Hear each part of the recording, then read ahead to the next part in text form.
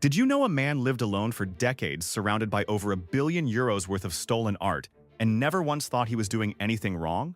In 2010, German customs officers stopped a nervous man on a train to Munich. He was carrying €9,000 in cash. That small moment cracked open one of the biggest art mysteries in history. His name was Cornelius Gurlitt. When investigators finally entered his Munich apartment 3 years later, they couldn't believe what they saw. Over 1,400 paintings stacked floor to ceiling. Picasso, Matisse, Chagall. €1 billion worth of art hidden in plain sight. His father had worked directly for Hitler, collecting thousands of paintings seized from Jewish families across occupied Europe. Cornelius inherited every single piece. Then he simply lived with them, quietly, alone, for decades. When he needed money, he sold one painting, then another. He never registered them, never reported them, never questioned where they came from. The law spent years trying to answer one question. What do the living owe the dead? Cornelius died before they found an answer. Did you know a man pulled off one of the most audacious hostage operations in history, then watched everything he built collapse within hours of landing? On December 21, 1975, Carlos the Jackal walked into OPEC headquarters in Vienna with 5 operatives and walked out with 70 hostages, including 11 oil ministers controlling most of the world's oil supply. The operation was flawless. The leverage was real. The ransom was $50 million. But the Palestinian factions who hired him had a very specific shopping list. They wanted certain ministers dead. Carlos took the money and left the ministers breathing. When his plane touched down in Algiers, the phone calls stopped. Every organization that had backed him cut ties permanently.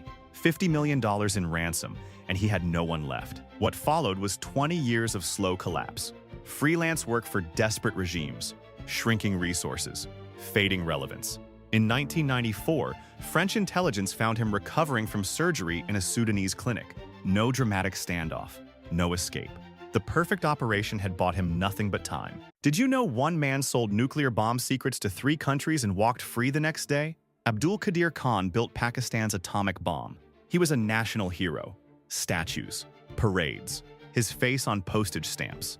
But underneath that legend, he was running the most dangerous arms bazaar in history. Through the 1990s and into the 2000s, Khan quietly sold centrifuge blueprints, uranium enrichment technology, and weapons-grade bomb designs to North Korea, Iran, and Libya.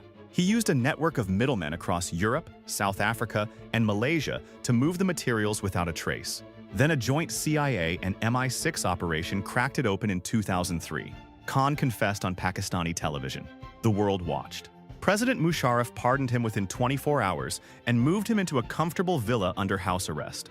No trial. No full inventory of what was sold.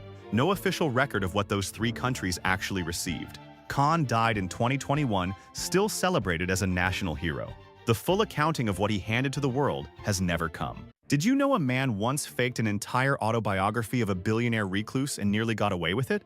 In 1971, author Clifford Irving told publisher McGraw-Hill that Howard Hughes had chosen him personally to write his life story. Hughes was one of the richest men alive. He also hadn't been seen in public for over a decade. That invisibility was exactly what Irving was counting on. He fabricated hundreds of pages of fake interviews. He forged letters in Hughes's handwriting. He collected $750,000 in advance payments. And because nobody could reach Hughes to ask, the lie held. Irving had studied his target so deeply that experts couldn't find the cracks. But then something nobody predicted happened. Howard Hughes picked up a phone. For the first time in 15 years, he spoke publicly. He told journalists he had never met Clifford Irving. Not once. The con didn't collapse because it was sloppy. It collapsed because it was the one thing on Earth that could drag a ghost back into the world. Irving pleaded guilty and served 17 months in federal prison. Did you know a con man sold the Eiffel Tower twice in the same week? In 1925, Victor Lustig printed fake government letterhead, rented a suite at the Hotel de Crillon in Paris, and invited 6 scrap metal dealers to a private meeting. He told them the tower was rusting, too expensive to maintain, and about to be torn down.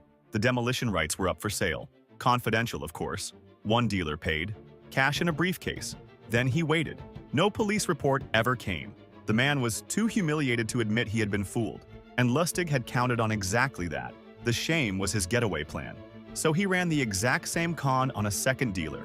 He crossed the Atlantic, started printing counterfeit $100 bills so clean they made Al Capone nervous enough to hand over $50,000 just to stay on his good side. The Secret Service chased him for years. He wasn't just a thief. He was a student of human weakness, and he knew embarrassment was the strongest lock in the world.